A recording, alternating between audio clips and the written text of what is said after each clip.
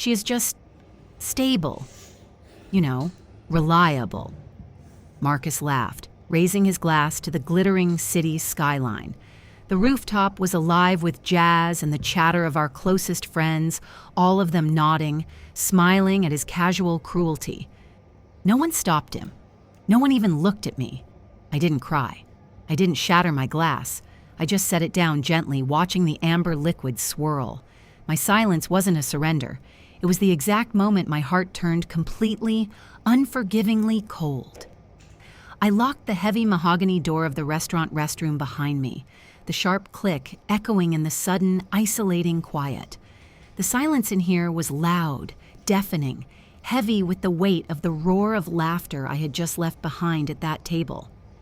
I walked slowly toward the marble sink, leaning my weight against it, while gripping the polished stone edges so hard my fingers ached. I forced myself to look up. The cold, harsh fluorescent lights glared down, reflecting a woman I barely recognized, my reflection in the mirror. 32 years old, Dr. Alara Vance, one of the youngest attending trauma surgeons at Boston Memorial Hospital, a woman who literally holds human lives in her hands every single day, a woman who commands absolute respect the second she scrubs in and steps into an operating room. I make split-second decisions that cheat death. And yet, the man I promised to spend the rest of my life with had just effortlessly destroyed my entire sense of self, right there, over expensive wine and appetizers. My name is Alara Vance. I am 32, and this is the story of the worst betrayal of my life and the brutal awakening that followed. Boston has always been my anchor. I grew up navigating these streets, the historic brick facades of Beacon Hill, the sharp, freezing wind blowing off the harbor in the dead of winter, the endless, grueling 36-hour shifts in the trauma ward. I built my empire here. I forged a life out of pure discipline and ambition. I was independent, fiercely capable, and completely in control of my own narrative.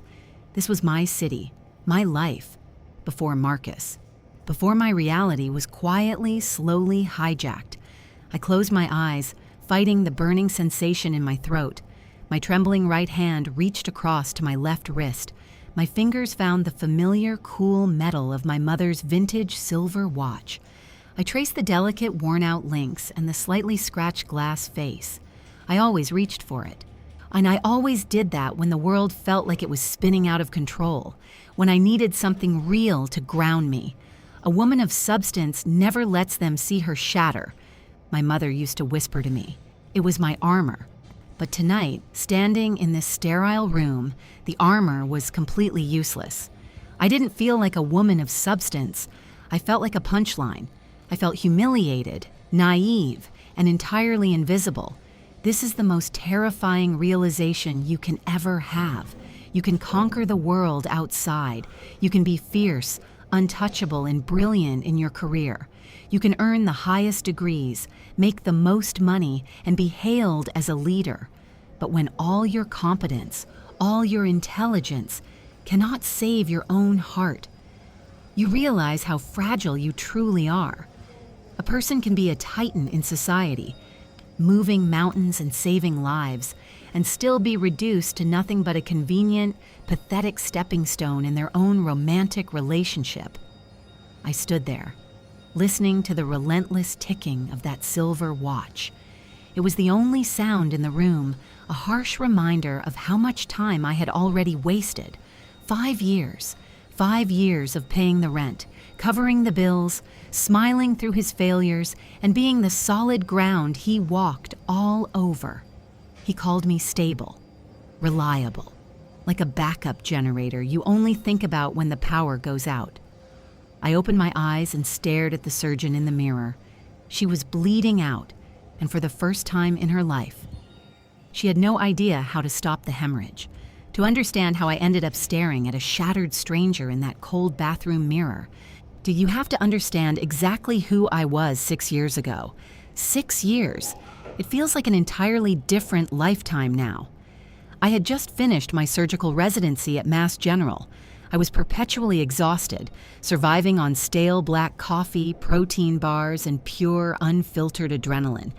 But I was so incredibly alive. I remember walking out of the heavy glass doors of the hospital after my very final shift as a resident.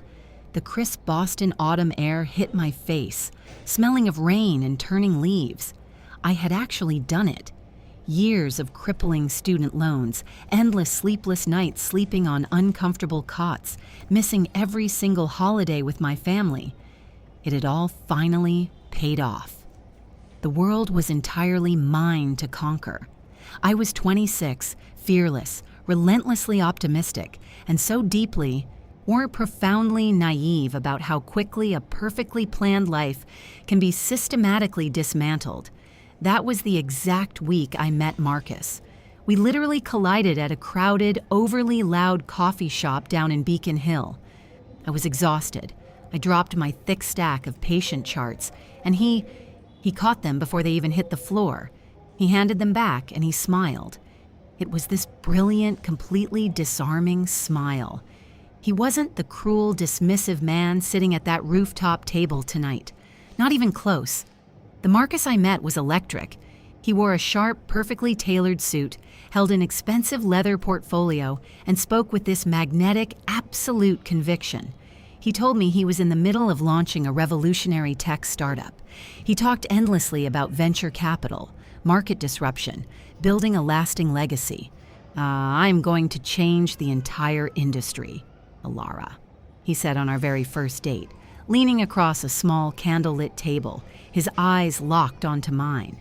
And I need someone as brilliant and driven as you by my side to keep me grounded. I believed him. God, of course I believed him. He was everything I thought I desperately needed after years of staring at sterile white hospital corridors and blood-stained scrubs. He was the color in my rigid, scheduled life. He would show up with fresh peonies after my grueling 24-hour shifts.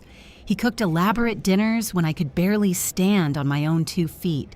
He would look at me with such intense, unwavering admiration, as if I were the rarest, most valuable thing he had ever discovered. He made me feel truly seen, not just as a capable surgeon, but as a woman.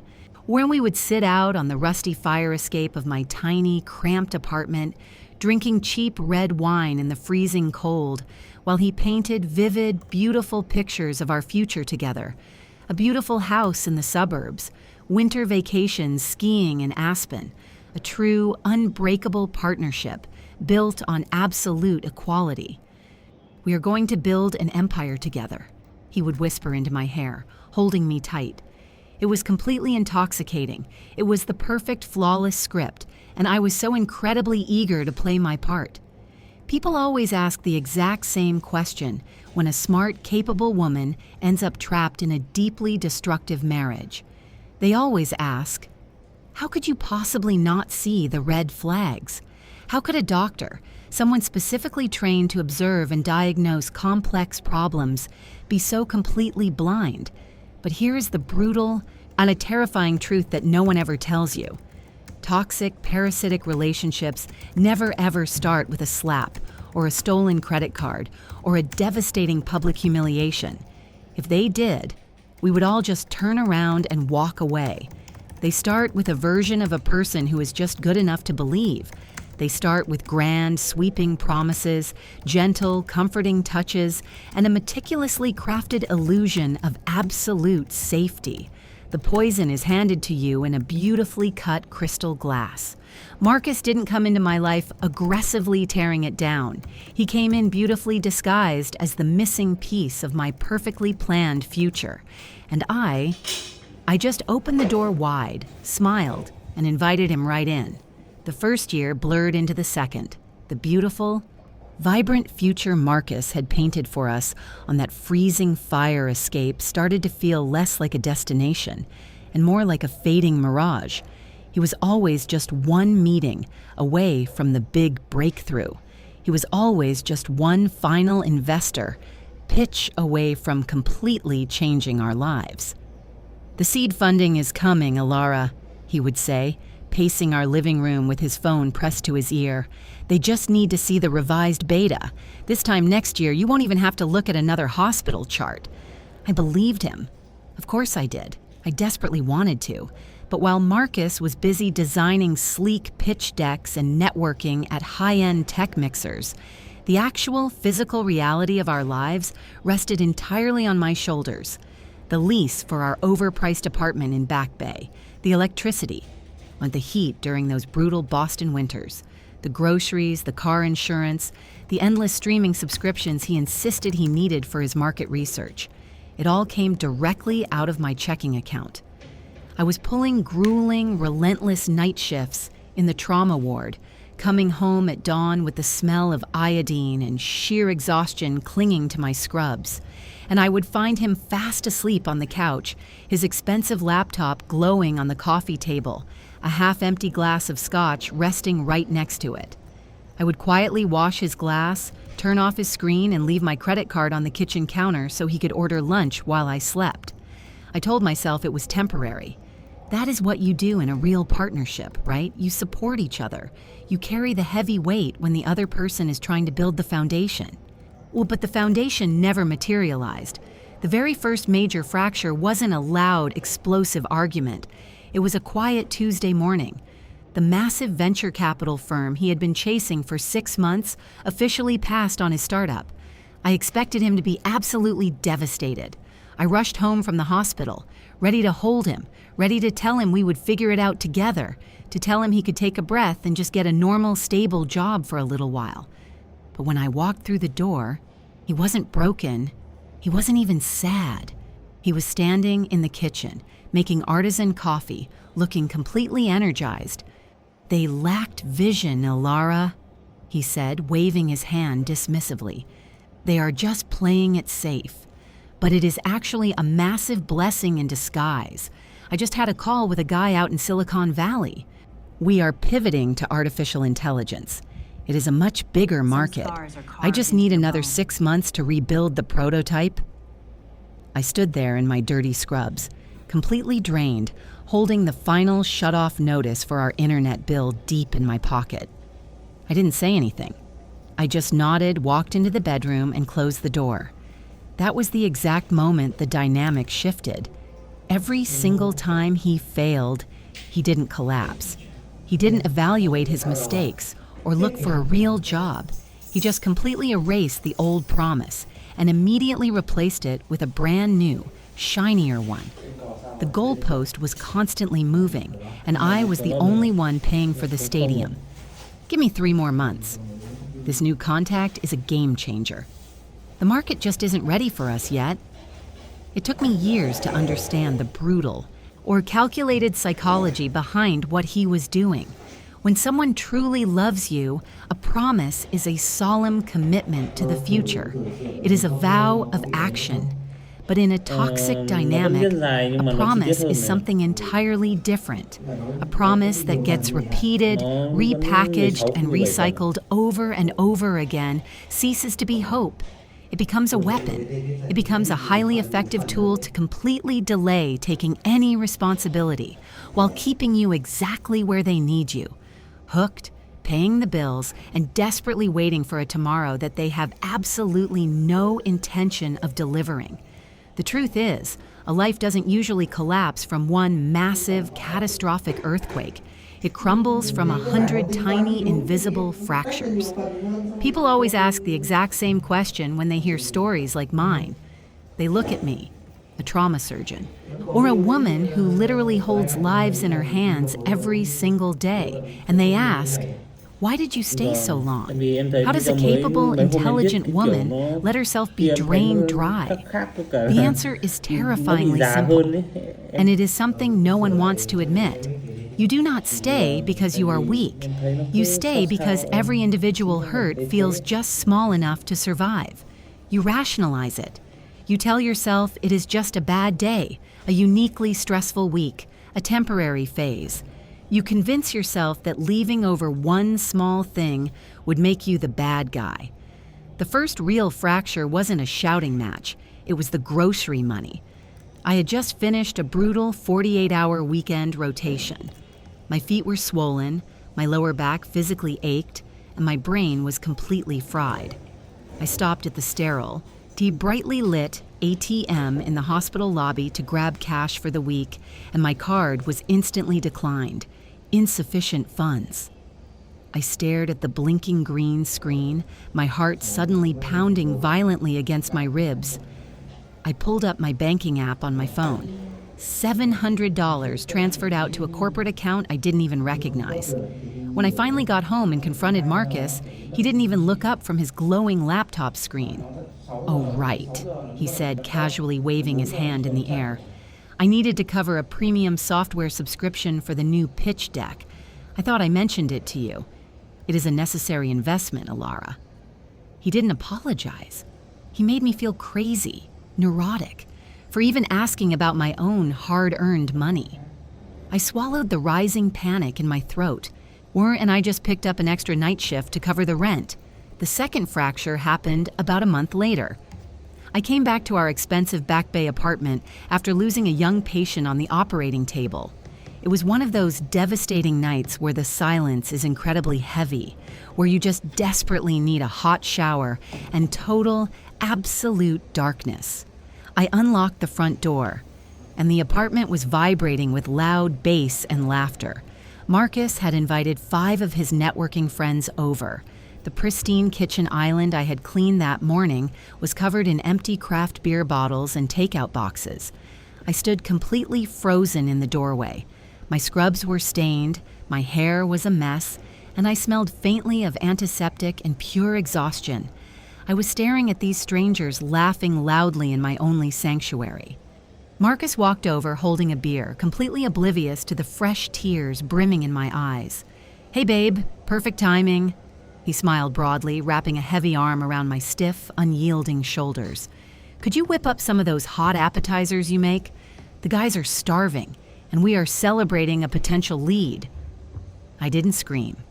I didn't throw his friends out into the cold Boston night. I walked slowly into the kitchen, my hands trembling slightly, and I made the food. I stood there, mechanically slicing cheese and arranging crackers on a platter, listening to him brag to his friends in the next room about his impending, massive success. That was the third fracture. It was the quiet, insidious realization that he didn't actually view me as a human being anymore. I was a utility. I was the reliable safety net that automatically deployed whenever he stumbled. The endless, bottomless well of resources he could just dip into without ever saying, please, or thank you. He had entirely stopped asking for my support. He simply expected it as his inherent right. And yet, I still didn't pack my bags. I would sit alone in my dark car in the freezing hospital parking garage, gripping the leather steering wheel so hard my knuckles turned white. I would press my fingers against the cold glass face of my mother's silver watch, rubbing it over and over until it left a deep, red indentation in my skin. I would close my eyes and systematically excuse every single piece of his behavior. I would tell myself, he is under a massive amount of pressure right now. The tech startup world is incredibly ruthless. When he will eventually go back to the sweet, attentive man he was once this big deal goes through. I was a doctor. I fixed broken things. I healed people who were hurting. I was completely, foolishly convinced that if I just loved him hard enough, if I was just endlessly patient enough, I could somehow heal him too. But you cannot heal someone who is perfectly comfortable, slowly bleeding you dry. It was a freezing Tuesday morning in late November, the kind of day where the Boston sky is just a flat, heavy gray. I had a rare day off from the hospital. Marcus was still fast asleep, completely buried under the expensive down comforter I had bought, inside the heated luxury apartment I paid for. I sat alone at the marble kitchen island, gripping a cold mug of coffee, staring blankly at my glowing laptop screen. Yet I was trying to organize our finances for the end of the year. As I scrolled through month after month of digital bank statements, a very slow, very cold realization washed over my entire body. It wasn't just the massive rent payments anymore. It was his premium car insurance. It was his elite gym membership. It was his phone bill, his weekly dry cleaning, his endless high-end software subscriptions. I traced my fingers slowly down the screen, watching the thousands of dollars drain out of my account, month after month. I stopped scrolling. I looked up and stared down the long hallway toward our bedroom.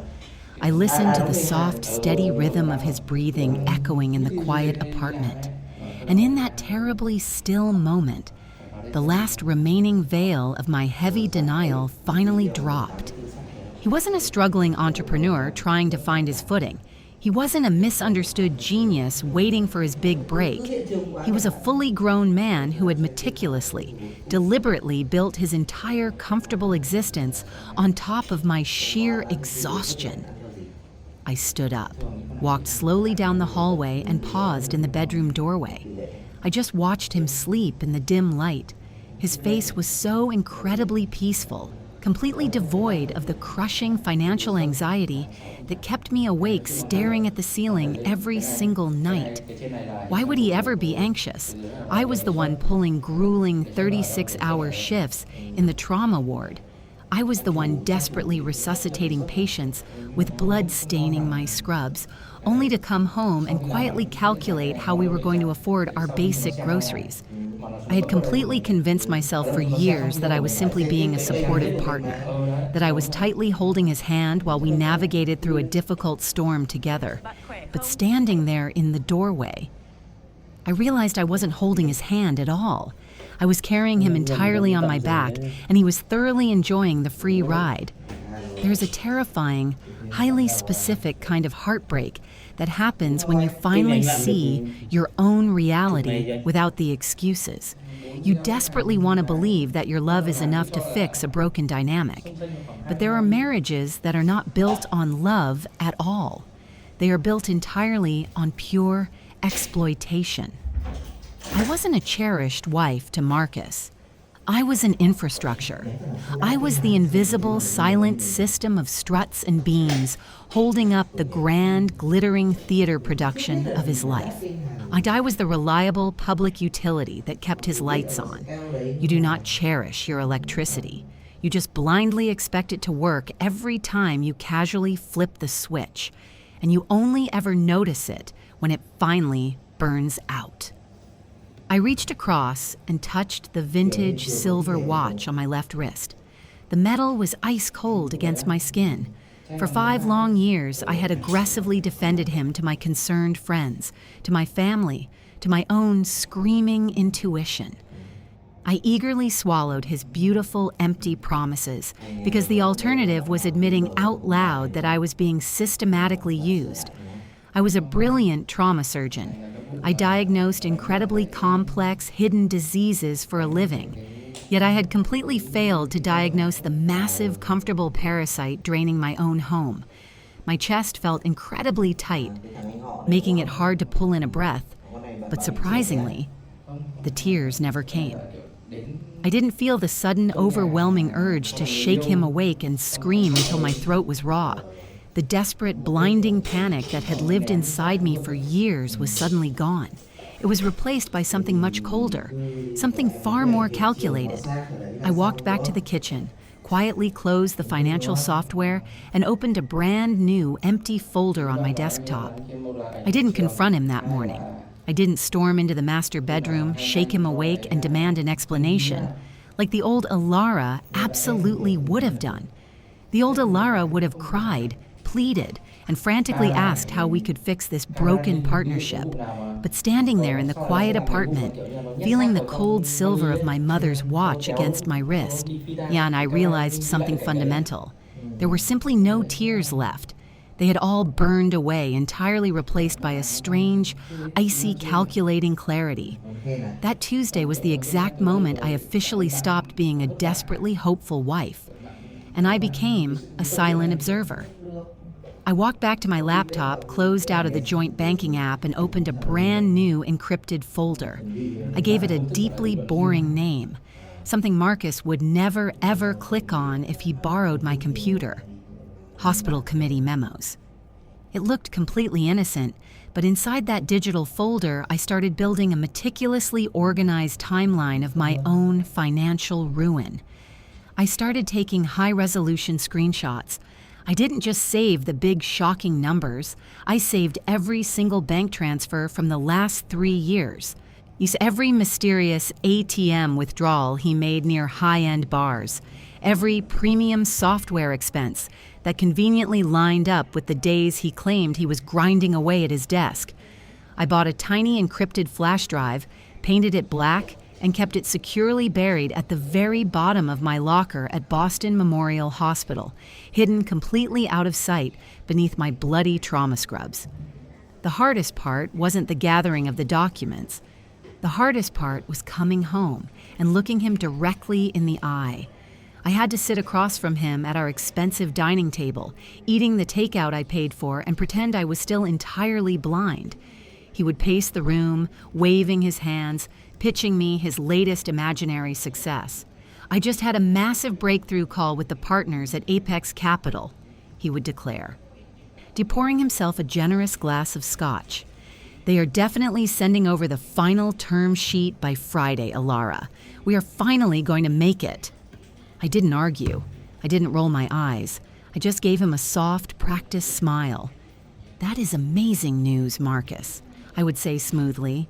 And then, the second I walked into the bathroom and locked the door behind me, I would pull out my phone and write the name Apex Capital down in my hidden secure notes app. Society loves to paint this kind of behavior as toxic or driven by a burning desire for revenge. But it wasn't revenge, not even close. It was pure, desperate psychological survival. When a man has systematically gaslit you for 5 years, constantly telling you that your anxiety is just you being overly dramatic, you actually start to lose your fundamental grip on reality. You desperately need hard, indisputable physical proof just to convince your own brain that you are not going insane. The digital receipts, the overlapping timelines, the timestamps, they were my anchor to the real world. They were undeniable proof that my gut feeling wasn't paranoia. He had absolutely no idea. He carried on living his luxurious life in my apartment, entirely convinced that I was still the same exhausted, gullible safety net. He thought my lack of arguments meant I was finally subdued. He didn't realize that my silence was no longer a sign of submission. My silence was a highly calculated strategy. There is a profound, incredibly dangerous shift that happens inside a person when they stop crying over you and they start quietly compiling data. That is the exact moment the balance of power finally begins to turn. And as my hidden folder slowly began to fill up, I realized the lies were not just about money. They were an entirely fabricated life. The truth never arrives whole. It doesn't loudly kick down your front door. It drips in quietly, layer by toxic layer, until you are completely drowning in it. Once I finally opened my eyes, once I stopped actively making excuses for him, the entire grand illusion shattered with terrifying speed. It started just a few days after I created that hidden folder on my laptop. He told me he had a crucial, all-day pitch meeting with venture capitalists downtown. This is the big one, Ilara, he had said that morning, fixing his expensive silk tie in the mirror, sipping the coffee I had just made him. They are finally ready to sign. But that afternoon, our shared tablet synced with his cloud account. I wasn't even trying to snoop. A notification simply popped up on the screen, a digital receipt. It wasn't from a corporate steakhouse in the financial district. It was an $800 bar tab from an exclusive members-only golf club out in Brookline. The timestamp was exactly when he was supposedly sitting in that high-stakes boardroom. I sat perfectly still in the sterile hospital break room, staring blankly at the glowing screen. My hands were completely steady. I didn't feel angry, not yet. I just felt a cold, clinical focus. When I got back to our Back Bay apartment, I waited until he was deeply asleep. I sat alone in the dark living room, wrapped in a blanket, and I started methodically dissecting his life. I pulled up the state business registry. I searched for his revolutionary startup. Nothing. I searched for the venture capital firm he swore was funding him. It didn't exist. There was no beta software. There were no patents. His entire world-changing tech company was literally just a beautifully designed PowerPoint presentation. So, where exactly was my money going? I spent hours cross-referencing his claimed business expenses with the actual bank records. The $3,000 he desperately needed for a cloud server upgrade, it went directly to a luxury boutique on Newbury Street. The legal consulting fees? VIP tables at high-end downtown clubs, premium sports betting apps, and expensive dinners out with his friends while I was working 36-hour overnight shifts. He wasn't building a tech empire. He was just relentlessly funding a Playboy fantasy, and I was the oblivious, an exhausted machine paying for it all. I pressed my fingers against the silver watch on my wrist, squeezing it until my knuckles turned white. Every single lie was a heavy brick, and he had built a massive fortress out of them right inside my own home. But the absolute worst discovery wasn't the money he had secretly siphoned from my checking account. It was the money he didn't actually have. It was a rainy Thursday evening. I was organizing the front hall closet when a thick, crumpled envelope fell out of his leather gym bag. It had a bright red urgent stamp on it. I picked it up, my chest suddenly tightening, making it hard to breathe. I tore the seal open. It was a final collections notice from a predatory, high-interest private lender, $50,000 in unsecured personal loans, overdue, in severe default. Or any one of these lies, taken completely alone, could maybe be explained away by a desperate man trying to save his fragile pride. But when you lay them all out together, side by side on a cold marble counter, they do not form a mistake. They form a meticulously crafted, ruthless system of exploitation. Marcus wasn't failing at his career. Deceiving me was his full-time job. The final, devastating fracture didn't happen in the suffocating silence of our Back Bay apartment. It happened under the blinding clinical lights of Trauma Room 3 at Boston Memorial Hospital. It was a brutal Friday night. A massive multi-car pileup on the interstate had flooded our emergency department with sirens, chaos, and the sharp metallic smell of fresh blood. For 6 agonizing hours, I stood over the operating table. My patient was a 7-year-old boy. I was fighting a desperate, bloody battle to stop his internal bleeding, barking orders to the surgical nurses, pushing my own physical exhaustion completely out of my mind. It was the kind of grueling, high-stakes night where you forget you even exist outside of that sterile room. Eventually, the bleeding stopped. The boy stabilized. I stepped away from the table, my shoulders aching with a deep, bone-crushing fatigue, and I walked slowly to the surgical scrub sinks. I stood there in silence, washing the dried blood off my trembling hands, watching the pink water spiral down the stainless steel drain. I felt an incredible sense of purpose, a profound, quiet pride in the life I had chosen to build. I walked back to the doctor's locker room, stripped off my stained scrubs, and pulled my phone out of my bag. The screen lit up with a handful of mundane notifications in the darkroom, a text from my mother, a weather alert, and one automated email from a major credit monitoring bureau. I tapped the screen, my eyes heavy and struggling to focus on the small text. The subject line read, "Congratulations, Alara. Your personal loan application has been successfully approved and fully disbursed."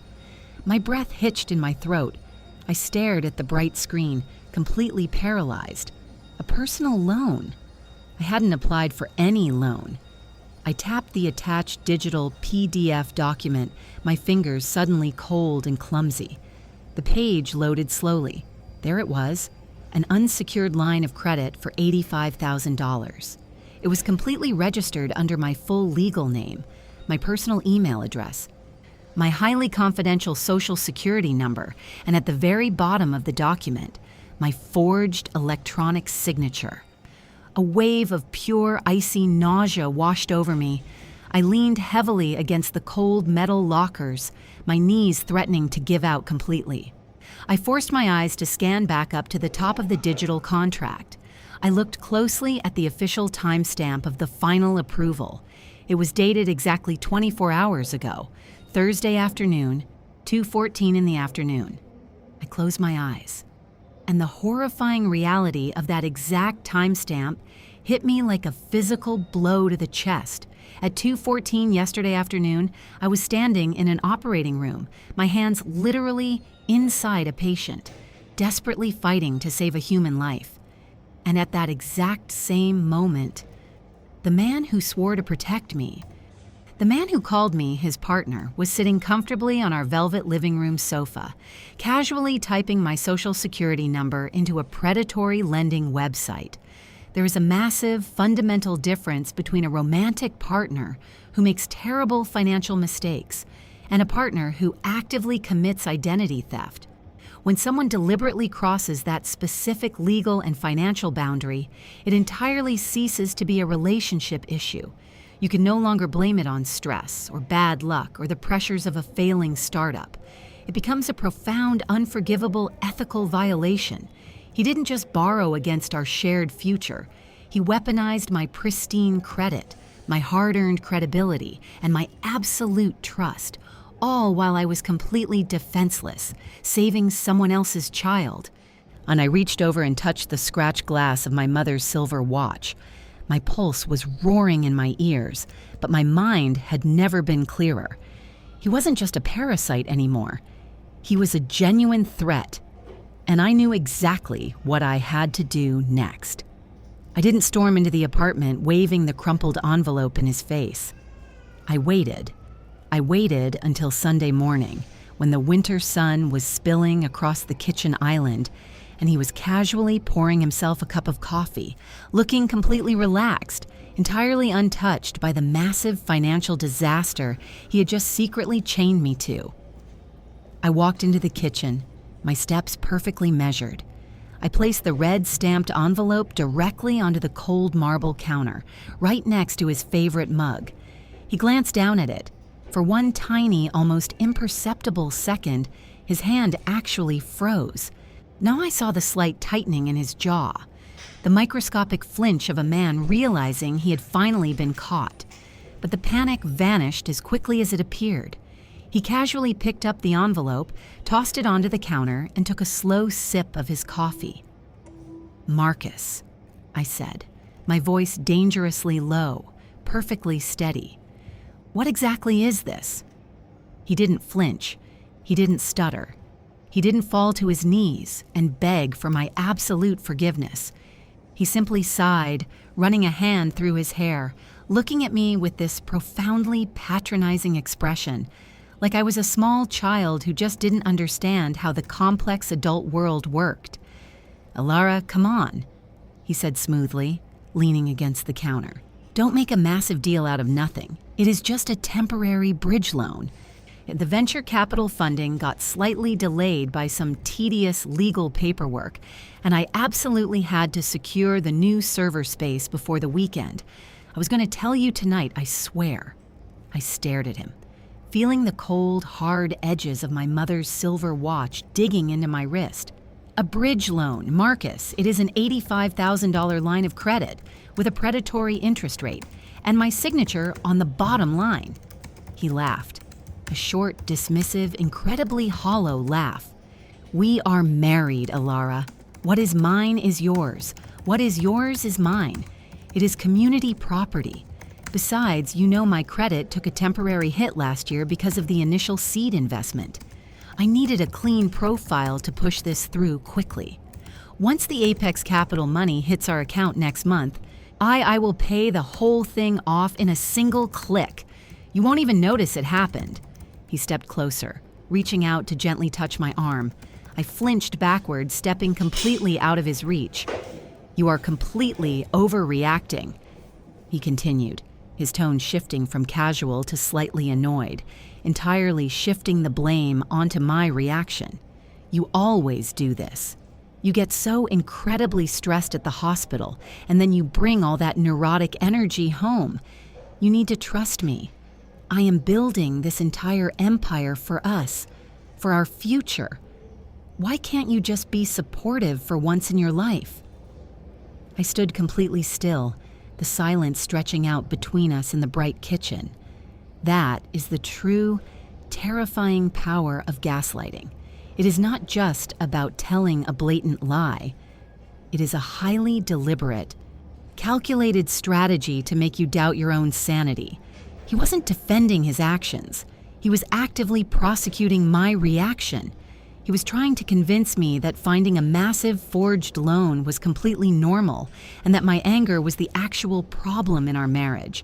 If I hadn't spent the last month building that hidden digital folder, if I didn't already have absolute proof that his startup was entirely fake and his meetings were just expensive bar tabs, I might have actually believed him.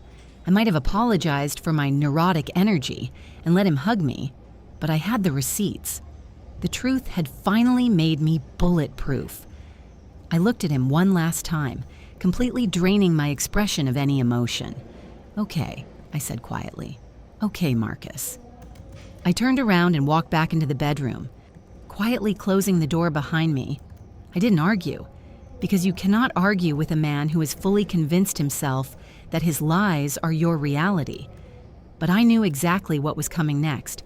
The final confrontation wouldn't happen in our kitchen. It would happen exactly where it needed to, in public. 2 weeks passed in a heavy, suffocating silence. He acted as if the forged loan was just a minor misunderstanding, entirely erased by his smooth, practiced explanations. And then came the invitation. It was an exclusive, high-profile networking dinner on a luxurious rooftop overlooking the glittering Boston skyline. Marcus insisted we both go. "You need to be there, Alara," he had said, adjusting his perfectly tailored suit jacket in the hallway mirror. "These are top-tier investors. They love seeing a strong, supportive power couple, and it makes the brand look infinitely more stable." I didn't argue with him. I didn't say I was too tired from my grueling hospital shifts. I simply nodded. I walked into the bedroom and put on the sleek, elegant black dress he always liked to show off. I fastened my mother's silver watch securely around my left wrist. The cold metal felt completely different tonight. It felt like heavy armor. I looked at my reflection in the glass. I wasn't the exhausted, desperate wife anymore. I was a completely different woman, quietly preparing to walk directly into the enemy's camp. When we finally stepped off the glass elevator onto the rooftop, the air was instantly thick with expensive cologne, clinking crystal glasses, and the loud, obnoxious sound of forced laughter. Marcus immediately transformed. It was genuinely terrifying to watch. And he slipped into his charming, visionary entrepreneur persona with absolute, terrifying ease. I stood silently by his side, gripping my small evening clutch, just watching him operate. He was firmly shaking hands, clapping men on the shoulder, effortlessly dropping tech buzzwords he had absolutely no fundamental understanding of. When you are finally free from the blinding fog of love, you can clearly see every single hollow crack in the performance. We eventually took our seats at a long, beautifully decorated table right in the center of the room. He was surrounded by his closest circle of friends and supposed business associates. The atmosphere was incredibly awkward, utterly devoid of any genuine human connection. They were all just aggressively performing for one another, desperately trying to prove their own worth. Marcus rested his hand heavily on my knee under the crisp white tablecloth. To anyone else, it looked like a gesture of deep affection, but I knew the actual truth. It was pure ownership. I was nothing but a highly valuable prop, the respected, wealthy trauma surgeon wife, the ultimate, undeniable proof that his fabricated life was entirely legitimate. I slowly raised my wine glass, taking a very small, calculated sip. The dark red liquid tasted incredibly bitter on my tongue. I looked around the table at all these smiling, perfectly oblivious faces, nodding eagerly at his endless lies. My pulse was entirely steady, drumming a quiet, relentless rhythm against my silver watch. Inside my heavy leather purse, resting right by my feet, was my digital tablet. It was fully charged. The encrypted folder was wide open. I took a slow, deep breath, feeling a profound, terrifying calm wash over my entire body. I knew, with absolute, unshakable certainty, this was not just another tedious dinner party. This was the exact night the entire stage was going to violently collapse. The dinner had moved on to dessert, and the empty bottles of expensive Cabernet were starting to outnumber the water glasses. The air on that rooftop was getting colder, but the laughter around the table was only getting louder, sloppier. I sat there, my hands resting quietly in my lap, feeling the heavy metallic weight of my tablet inside my purse pressing against my ankle. The conversation had naturally drifted away from startup metrics and venture capital, and it landed, inevitably, on us, on relationships. David, a guy who had literally eaten the groceries I paid for 12 times in our apartment, leaned across the table. He raised his glass toward Marcus with a sloppy grin. "I just don't get it, man." He chuckled loudly. "You are launching this massive, disruptive tech company. You are out networking every single night. How do you even make a marriage work with all that chaos?" The entire table went quiet, turning their eager attention to Marcus. This was his stage. This was the exact moment he lived for. Marcus leaned back in his chair, swirling the dark wine in his glass, and he looked at me. It wasn't a look of love.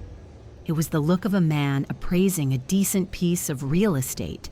He smiled, that perfect, charming, entirely hollow smile. "You have to be strategic, David," Marcus said smoothly, and his voice carrying easily over the jazz music playing in the background.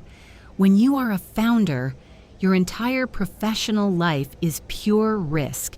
You are completely flying by the seat of your pants, so you cannot have risk at home. You don't marry the wild, passionate girl who is going to keep you on your toes. You marry someone like Alara." He gestured toward me with his glass like he was presenting a particularly useful spreadsheet. "She is just stable, reliable, like a good backup generator. When the power goes out in the startup world, I know the lights will always stay on at home. You don't marry for fireworks, guys. You marry for infrastructure."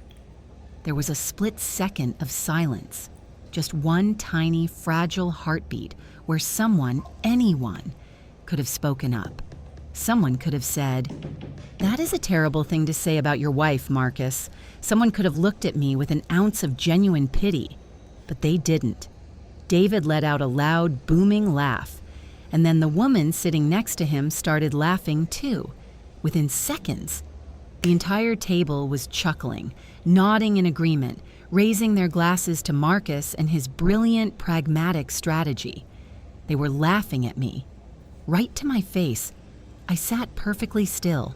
The blood was roaring in my ears so loudly I thought it might actually shatter my eardrums. My right hand slowly drifted to my left wrist, my fingers desperately finding the familiar cold metal of my mother's silver watch. I pressed it into my skin so hard it hurt. This is the most devastating, paralyzing realization you can ever have about human nature. And the absolute deepest cut of betrayal does not actually come from the abuser. You already know who they are.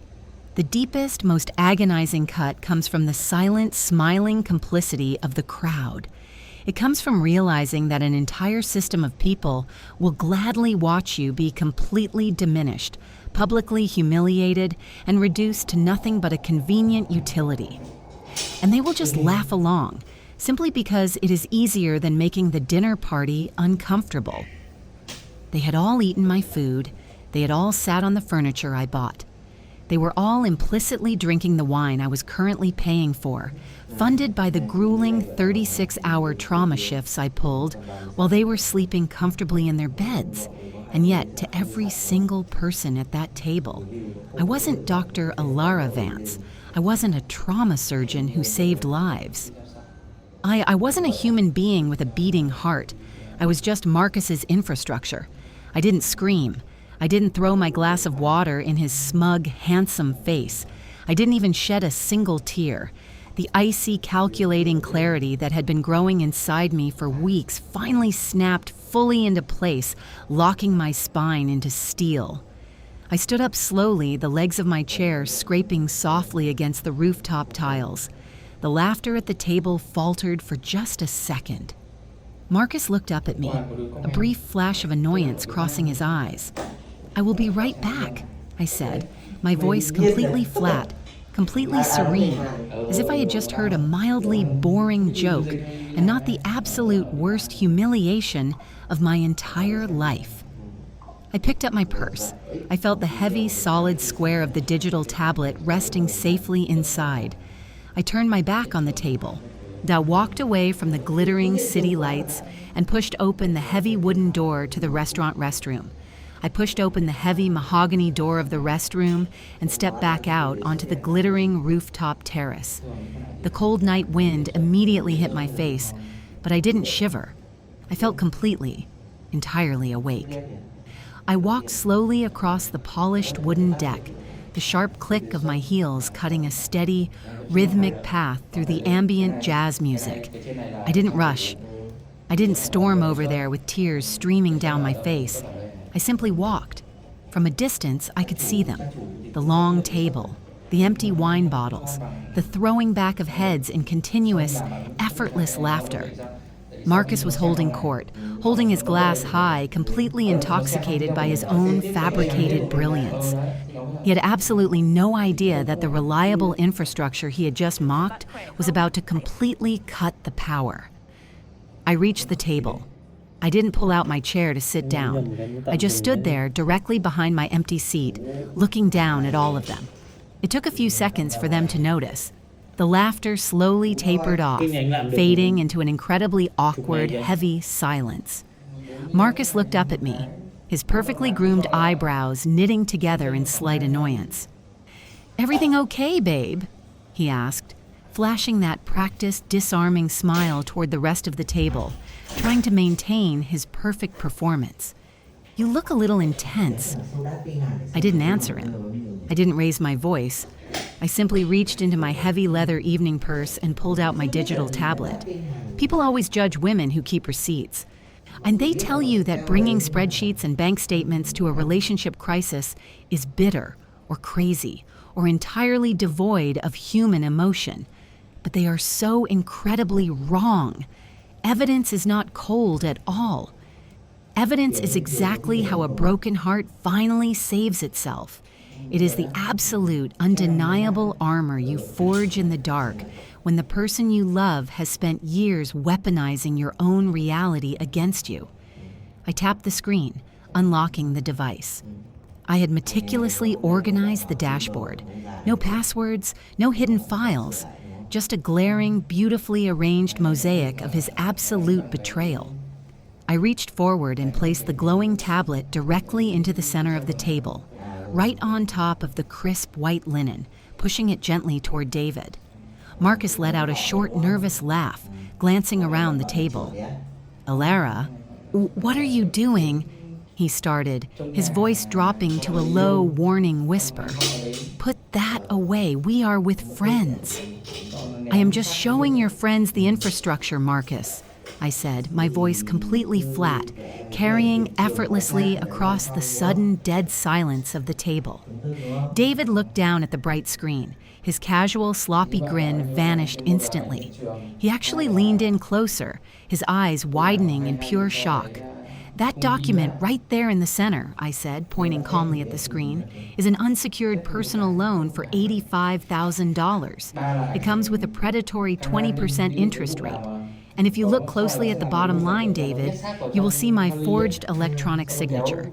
He initiated that loan at the exact same hour I was standing in a trauma bay.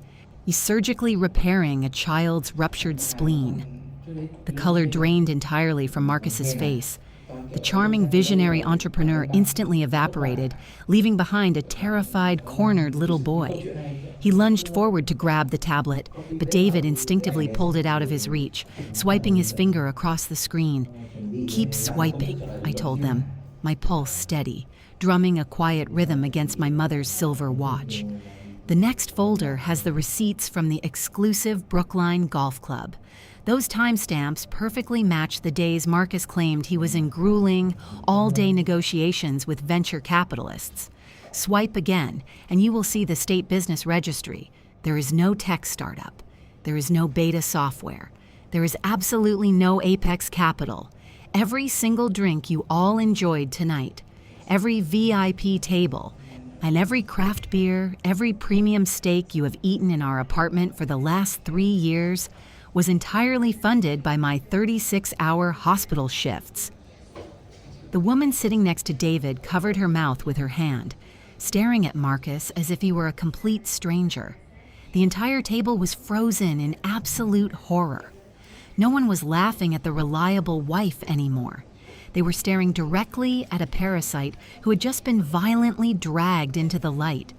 Marcus pushed his chair back roughly, the legs screeching against the floor tiles.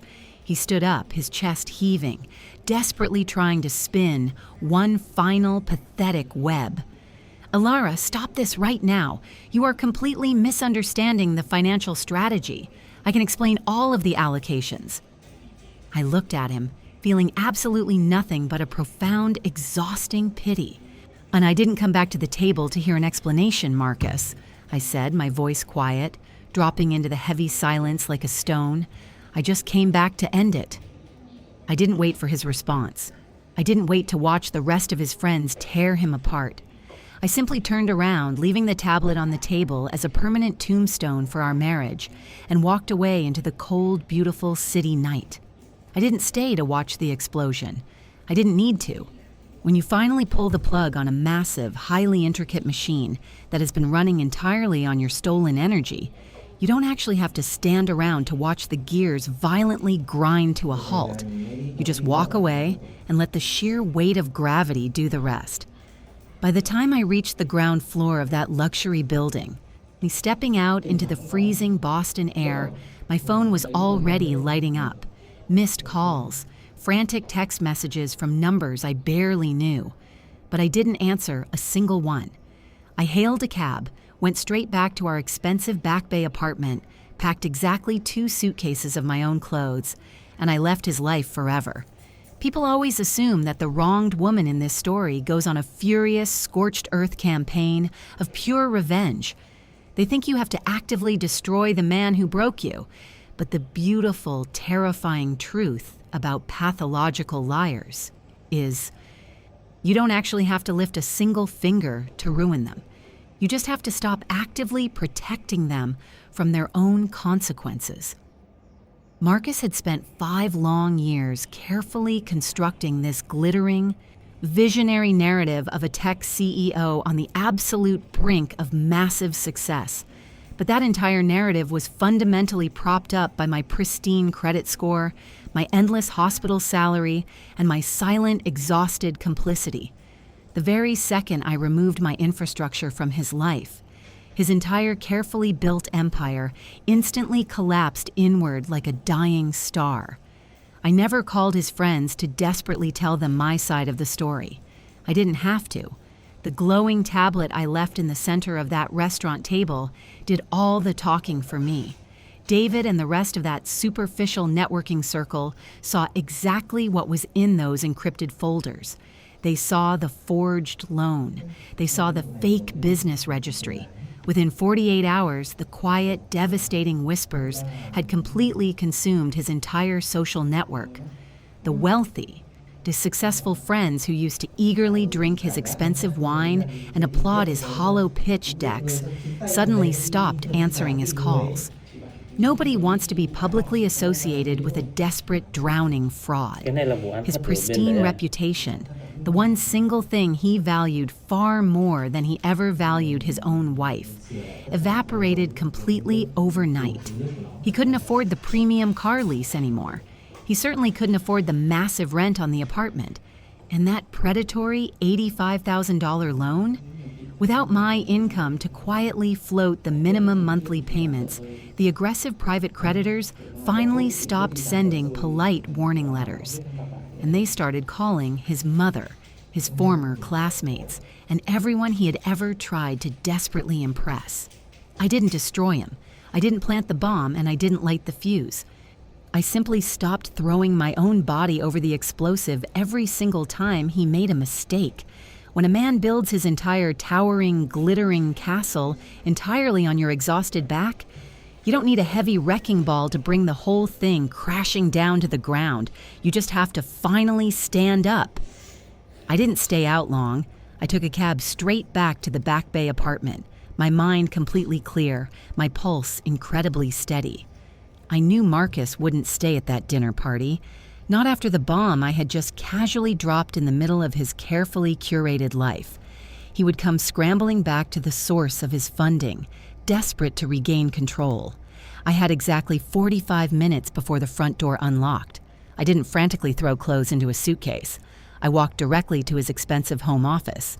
When I gathered every single physical piece of mail, every printed bank statement, and the final collections notice for that predatory loan, I stacked them neatly on the kitchen island. I pulled out my phone, opened the voice memo app, and hit record, slipping the device silently into the pocket of my coat. The lock clicked exactly 42 minutes later. Marcus burst through the door, his face flushed a deep, ugly red, his tie violently loosened. The charming, sophisticated CEO persona was entirely gone.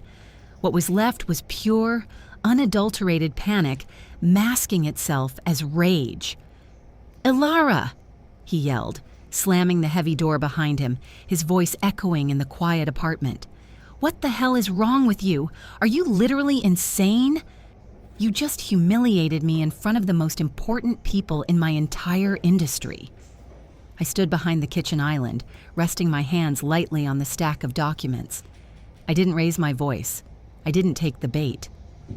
"There is no industry, Marcus," I said softly, my voice completely deadpan.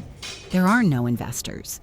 There is just you, an $85,000 fraudulent loan, and a very expensive golf habit." He marched toward me, his hands balled into tight fists, stopping just a few feet away.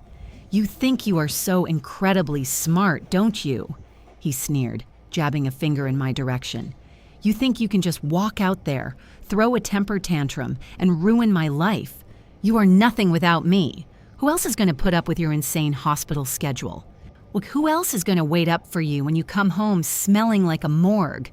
It was a pathetic, desperate attempt to hit me where he thought I was weakest, to make me feel small, but I just looked at him, feeling the cold weight of my mother's silver watch against my wrist. I realized in that exact moment that I wasn't arguing with a master manipulator anymore. I was just watching a desperate man drown in the shallow puddle of his own lies. "I am leaving, Marcus," I said calmly. The rage in his eyes instantly faltered, replaced by a sudden, terrifying realization. He lunged forward, grabbing the edge of the marble island. The anger vanished, immediately replaced by the practiced, smooth pleading I had heard 1,000 times before. "Ilara, wait," he stammered, his voice dropping into a desperate whine. "Please," I panicked. "Okay?" The pressure was just too much. I was trying to build us a future, and I just got in over my head. I can fix this. Just give me a few months. I will get a job. I will pay off the loan. You can't just throw away 5 years. "I am not throwing anything away," I replied, picking up my purse. "I am just finally putting it down." He moved to block the hallway, stretching his arms out, his breathing heavy and ragged. "You are not walking out that door. If you leave, I swear to God, I will tell everyone you knew about the loan. I will drag your pristine reputation right down with me." I stopped. I didn't argue. I didn't panic. I just reached into my coat pocket, pulled out my phone, and ended the voice recording. I held the screen up so he could see the saved audio file. "You are absolutely right, Marcus," I said quietly. The silence in the apartment ringing loudly in my ears. "We are done talking. Real power, true strength, is never found in a screaming match. It is not found in having the final, devastating word, or completely crushing the other person with your anger. Real power is realizing that you do not have to fight a battle that you have already won. It is the absolute, quiet certainty of simply walking around the man blocking your path, opening the door, and leaving him entirely alone with the wreckage he created. I didn't sleep that night, but I didn't cry either. I sat alone in a quiet, sterile hotel room overlooking the Boston Harbor, just watching the sun slowly rise over the freezing gray water. At exactly 9 in the morning, I didn't call my mother to weep. I didn't call my friends to desperately seek validation. Now I walked directly into the polished, glass-walled offices of the most ruthless family law attorney in the financial district. I sat down at a massive, heavy oak conference table. The lawyer, a sharp, impeccably dressed woman named Sarah, folded her hands and gently asked me to tell her my story. I didn't give her a tearful, broken narrative about a tragically failing marriage. I didn't complain about his lack of affection or his broken promises. I simply reached into my leather purse, pulled out the small black encrypted flash drive, and slid it across the smooth wood. "Everything you need is right in there, Sarah," I said, my voice completely steady, entirely devoid of emotion. The forged loan documents, the fake business registry, 3 years of unauthorized bank transfers, and the clear audio recording of him actively admitting to the financial fraud. She plugged the drive into her laptop. I sat in silence, listening to the soft ticking of my mother's silver watch as her eyes darted across the glowing screen. I watched her professional, neutral demeanor briefly crack into genuine, undeniable surprise. When she finally looked back up at me, she didn't offer me a tissue or a sympathetic pat on the hand. She just nodded slowly. "Dr. Vance, we are going to absolutely bury him." People always expect the end of a highly toxic marriage to look like a dramatic movie.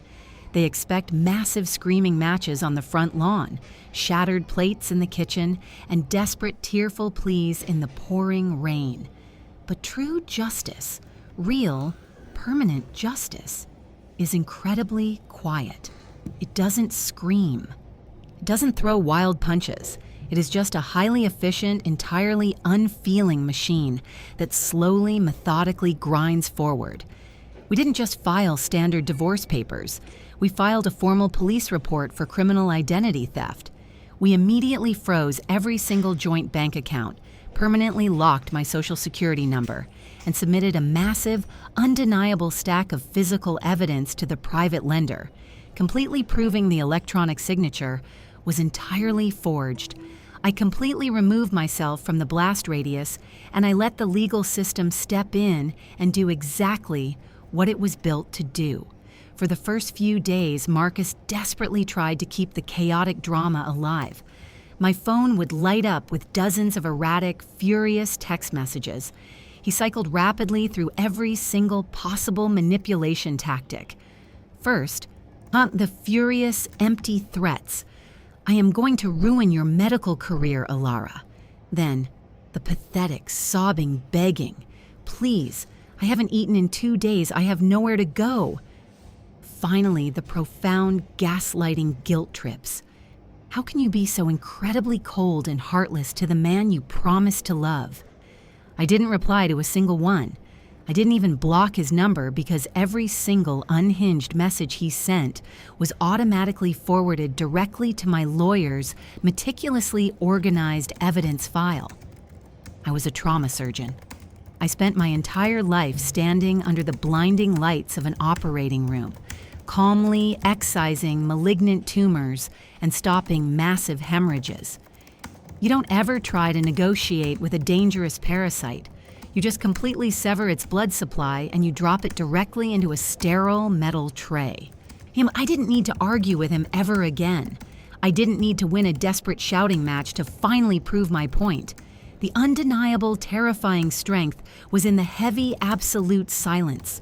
He was frantically shadowboxing in an entirely empty ring, exhausting himself, desperately screaming into the void, while I was simply signing legally binding affidavits, quietly drinking my morning coffee, and walking back into the hospital to save lives. True justice isn't a loud, chaotic explosion. It is a very slow, very precise, surgical incision. The dominoes didn't fall all at once. They fell slowly, methodically, and with absolute terrifying precision. People often mistakenly believe that the ultimate victory in a toxic relationship is watching your abuser be spectacularly destroyed by some massive, dramatic, karmic event. But the truth is far more mundane and infinitely more devastating. You do not have to actively destroy a parasite. You just completely remove the host and nature effortlessly takes its course. Marcus lost the expensive Back Bay apartment first. Without my endless, grueling hospital shifts quietly covering the exorbitant rent, the luxury management company wasn't interested in his visionary tech pitches or his promises of future venture capital funding. They simply slapped a formal eviction notice directly on the heavy oak door. He was forced to pack his beautifully tailored suits into cheap cardboard boxes and move into a cramped, dark studio apartment out in the distant suburbs. Then, he lost his carefully curated audience. The high-end networking events, the exclusive rooftop dinners, the VIP tables at downtown clubs, where they all required a very specific, very expensive cover charge. A cover charge he could no longer afford. The wealthy, successful friends who used to eagerly listen to his fabricated startup narratives suddenly stopped returning his desperate phone calls. They didn't want to be associated with a man actively being investigated for financial fraud and identity theft.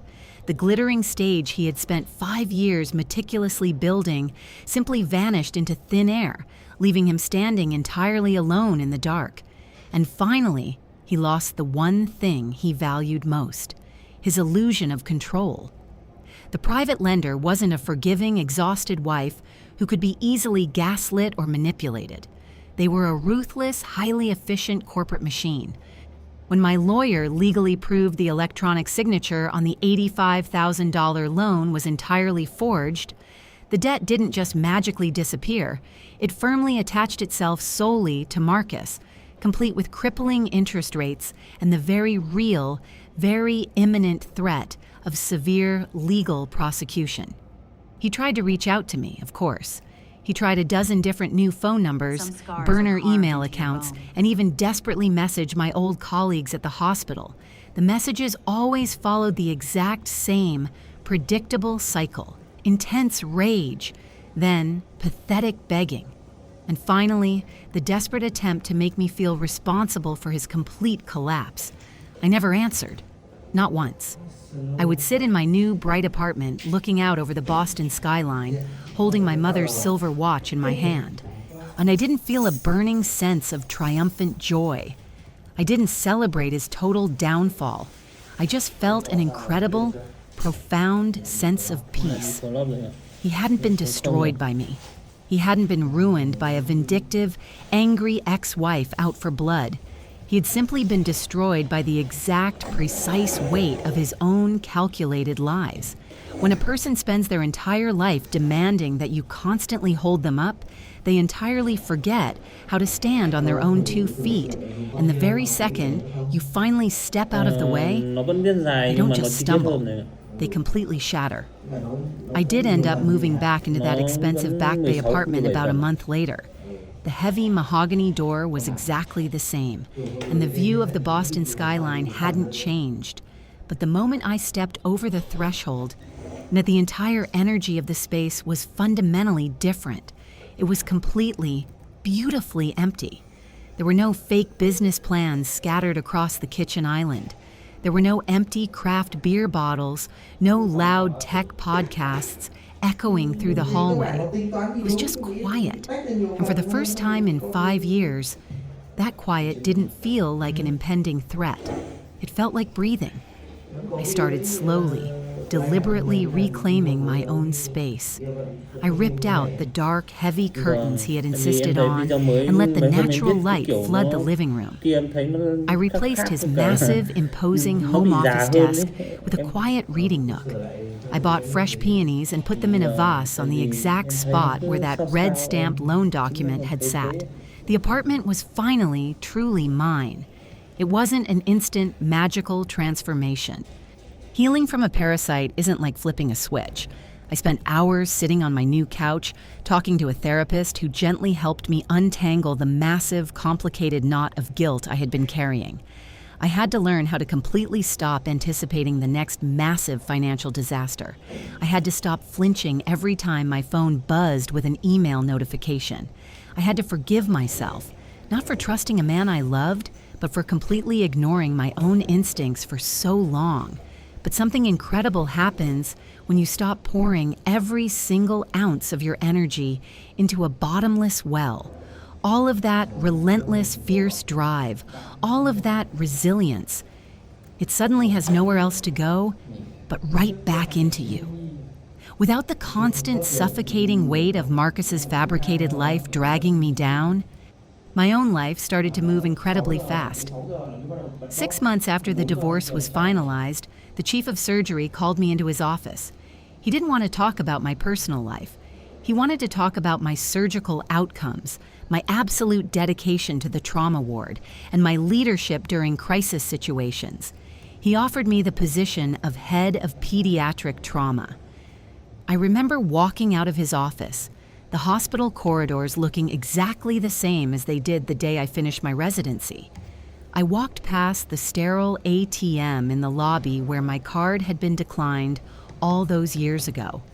But this time, my chest didn't tighten with panic. I reached across to my left wrist, my fingers gently tracing the delicate links of my mother's vintage silver watch. "You are stronger than you think, my girl." I finally believed it. I didn't need to prove my worth to a room full of superficial networking friends. I didn't need to be the reliable, silent infrastructure for a man who couldn't even stand on his own 2 feet. I was Dr. Alara Vance. I saved lives, and the most important life I had ever managed to save was my own. When I look back on everything now, sitting in my bright, quiet apartment, the most terrifying realization isn't about Marcus at all.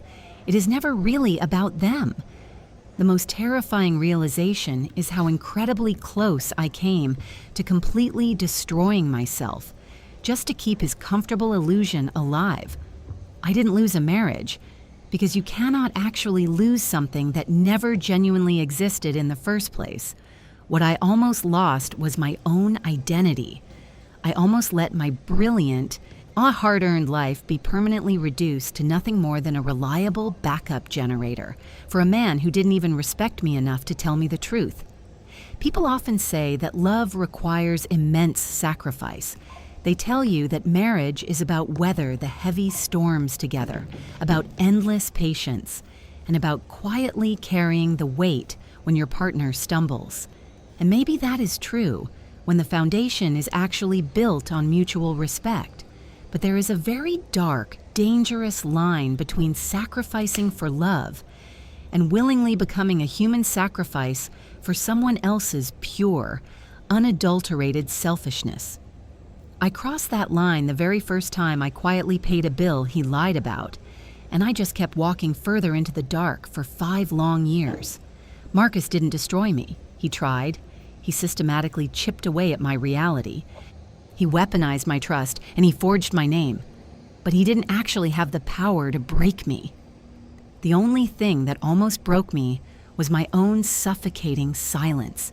It was my desperate, stubborn refusal to look at the massive pile of red flags and call them exactly what they were. I thought my silence was protecting our marriage.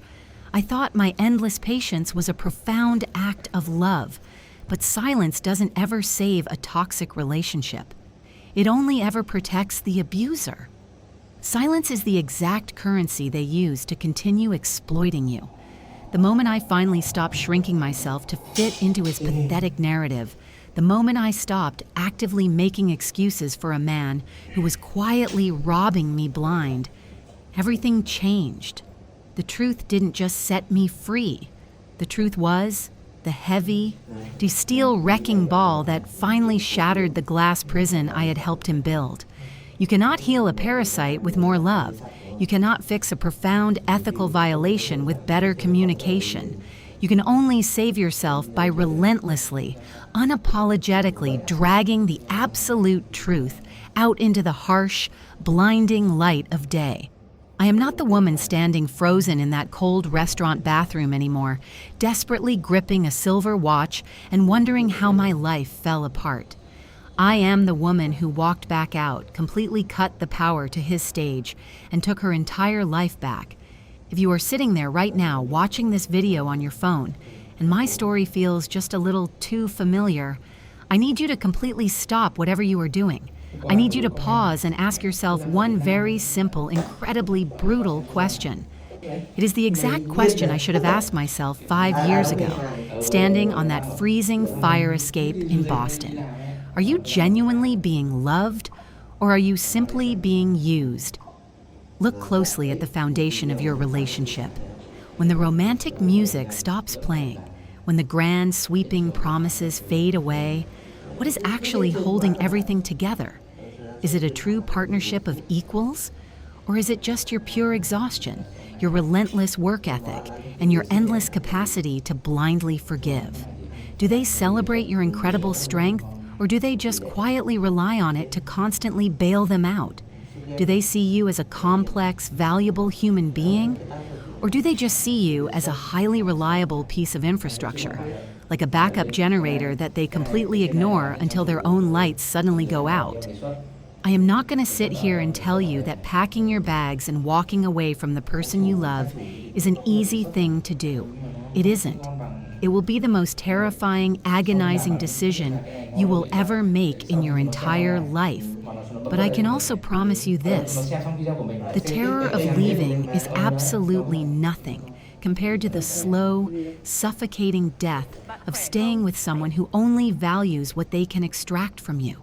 You do not owe your entire life to someone just because they occasionally smile at you and promise to eventually do better.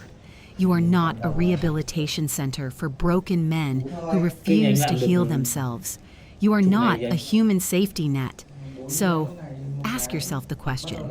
And if you are terrified of the answer that is currently echoing in the back of your mind, if you are terrified because you suddenly realize that you are the only thing keeping their entire world from collapsing, then I need you to do exactly what I did. Stop making excuses. Stop desperately trying to shrink yourself to comfortably fit inside their lies.